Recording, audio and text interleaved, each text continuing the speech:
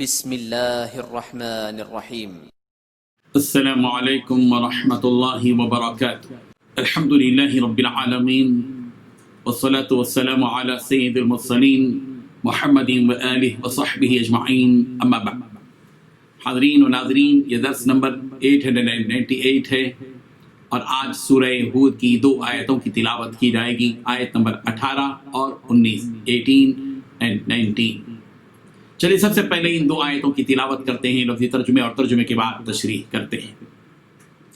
اعوذ باللہ من الشیطان الرجیم، بسم اللہ الرحمن الرحیم۔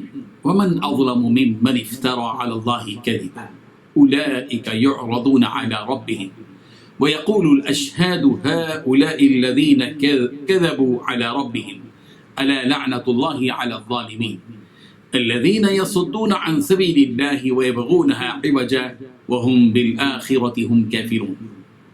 لفظی ترجمہ یوں ہے، ومن اور کون شخص اظلم زیادہ ظالم ہے، ممن اس سے جس نے افترا باندھا علی اللہ اللہ پر کذباً جھوٹ، اولئک یہ لوگ یعرضون پیش کیے جائیں گے علی ربہم اپنے رب پر، ویقول اور کہیں گے الاشہاد گواہ فرشتے، ہؤلاء الذین یہی وہ لوگ ہیں جنہوں نے کذبوا جھوٹ بولا تھا علی ربہم اپنے رب پر، الا آگاہ رہو لعنت اللہ اللہ کی لعنت ہے علی الظالمین ظالموں پر، الذین وہ لوگ جو یصدون روکتے ہیں عن سبیل اللہ اللہ کی راہ سے، ویبغونہا اور وہ تلاش کرتے ہیں اس میں عوجا کجی، وہم اور وہ لوگ بالآخرت آخرت کے ساتھ ہم کافرون کفر کرنے والے ہیں۔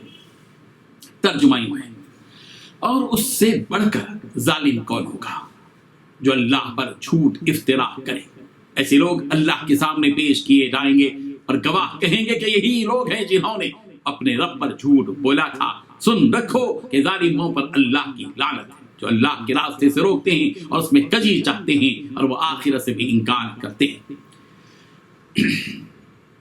ان دو آیتوں میں 7 باتیں بتائی گئی ہیں۔ نمبر 1، اور اس سے بڑھ کر کون ظالم ہوگا جس نے اللہ پر جھوٹ باندھا۔ نمبر 2، یہ لوگ اپنے رب کے پاس پیش کیے جائیں گے۔ نمبر 3، اور گواہی دینے والے کہیں گے کہ یہ وہ لوگ ہیں جنہوں نے اپنے رب کی طرف نسبت کر کے جھوٹ بولا۔ نمبر 4، خبردار ظالموں پر اللہ کی لعنت۔ نمبر 5، جو اللہ کی راہ سے روکتے ہیں۔ نمبر 6، اور اس میں کجی تلاش کرتے رہے۔ نمبر 7، اور یہ لوگ آخرت کے منکر ہیں۔ بزرگان محترم، جو بات اللہ تبارک و تعالیٰ نے نہیں بتلائی اس بات کو اللہ تعالیٰ کی طرف منسوب کرنا، یا اللہ تعالیٰ کی طرف ایسی بات کو منسوب کرنا جو اللہ تبارک و تعالیٰ کی شان کے لائق نہیں، اسی کو قرآن مجید کی زبان میں افترا علی اللہ کہتے ہیں، یعنی اللہ تعالیٰ کی طرف جھوٹی بات منسوب کرنا۔ اور یہ عمل اللہ کے نزدیک بڑا بھاری ظلم ہے، یہ سب سے بڑا ظلم ہے، اور جو اللہ تعالیٰ کی طرف جھوٹی بات منسوب کرے گا وہ سب سے بڑا ظالم ہے۔ اس آیت میں یہی حقیقت بیان کی گئی ہے، ومن اظلم ممن افترى علی اللہ کذبا، اس سے بڑھ کر کون ظالم ہوگا جو اللہ پر جھوٹ باندھے، یعنی اس سے بڑھ کر کوئی ظالم نہیں ہے۔ مکے کے مشرکین اللہ تعالیٰ کے لیے اولاد تجویز کرتے تھے، اللہ تعالیٰ کے لیے شریک ٹھہراتے تھے۔ جب ان مشرکین سے یہ کہا جاتا تھا کہ تم اللہ کے ساتھ کسی کو شریک قرار مت دو تو وہ مشرک یوں کہتے تھے، ہؤلاء شفعاؤنا عند اللہ، یہ بت اللہ کے یہاں ہمارے لیے سفارش کریں گے۔ اور یہ مشرک کیوں کہتے تھے کہ ما نعبدهم الا ليقربونا الى الله زلفا، ہم ان کی عبادت صرف اس لیے کرتے ہیں کہ یہ ہمیں اللہ کے قریب کر دیں گے۔ مشرکوں کی یہ باتیں اس لیے بے بنیاد اور حقیقت کے برعکس ہیں کہ انہوں نے خود ہی یہ باتیں اپنی طرف سے بنا لی تھی، انہیں زمین اور آسمان کے خالق اور مالک کی طرف سے یہ باتیں نہیں بتائی گئی تھی۔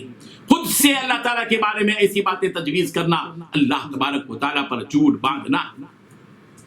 سورہ بقرہ کی آیت نمبر 140 میں گواہی کو چھپانے والے کو بھی بڑا ظالم کہا گیا، ومن اظلم ممن كتم شهادة عنده من اللہ، اللہ کے پاس شہادت چھپانے والے سے زیادہ ظالم اور کون ہوگا۔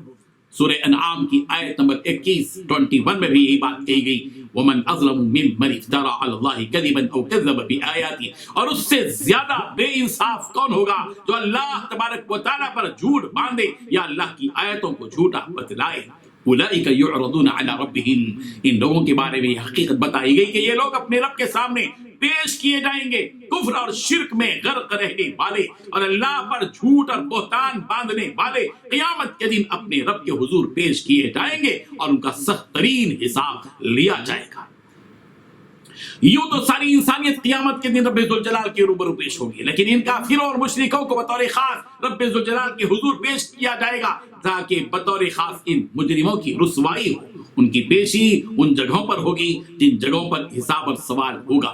وَيَقُولُ الْأَشْهَادُ هَؤُلَاءِ الَّذِينَ كَذَبُوا عَلَى رَبِّهِمْ، اور وہاں جو گواہ ہوں گے وہ کہیں گے کہ یہی وہ لوگ ہیں جنہوں نے اپنے رب پر جھوٹ باندھا تھا۔ یہاں گواہ سے کون مراد ہے؟ گواہوں سے مراد انبیاء کرام علیہ السلام اور فرشتے اور دیگر مومن۔ بعض مفسرین الاشہاد یعنی گواہوں سے مراد ان کے اعضاء و جوارح یعنی ان مشرکوں کے ہاتھ اور پیر مراد لیا ہے کہ خود ان مشرکوں کے اعضاء، ان کے ہاتھ پیر وغیرہ ان کے خلاف گواہی دیں گے۔ گواہی دینے والے یہ اعلان بھی کریں گے کہ الا لعنت اللہ علی الظالمین، خبردار اللہ کی لعنت ظالموں پر ہے۔ گواہی دینے کی یہ بات سورہ مومن کی آیت نمبر 51 میں بھی یہ بات بتائی گئی، انا لننصر رسلنا والذین آمنوا فی الحیاۃ الدنیا ویوم یقوم الاشہاد، یقیناً ہم اپنے رسولوں کی اور ایمان والوں کی مدد دنیاوی زندگی میں بھی کریں گے اور اس دن بھی جب گواہی دینے والے کھڑے ہوں گے۔ جن ظالموں پر لعنت کا اعلان کیا گیا وہ ظالم کون ہیں؟ وہ ظالم وہ ہیں جو لوگوں کو حق کی اتباع کرنے سے اور اللہ پر ایمان اور اطاعت سے روکتے تھے اور ہدایت والے راستے سے روکتے تھے جو راستہ اللہ تعالیٰ کی طرف پہنچاتا ہے، اور یہ ظالم لوگ جنت کے درمیان آ جاتے تھے۔ وَيَبْغُونَهَا عِوَجًا، اور اللہ کے راستے کے بارے میں کجی تلاش کرتے تھے۔ اس کا مطلب یہ ہے کہ یہ لوگ اللہ کے دین میں عیب نکالتے تھے، یہ لوگ دین حق سے خود بھی بچتے تھے، اور جو لوگ اسلام قبول کر چکے تھے ان کو بھی اس دین حق سے ہٹانا چاہتے تھے۔ اللہ تبارک و تعالیٰ ان حقیقتوں کو سمجھنے کی توفیق عطا فرمائے اور ان تمام جرائم سے، گناہوں سے ہم سب کی حفاظت فرمائے۔ وآخر دعوانا ان الحمد للہ رب العالمین۔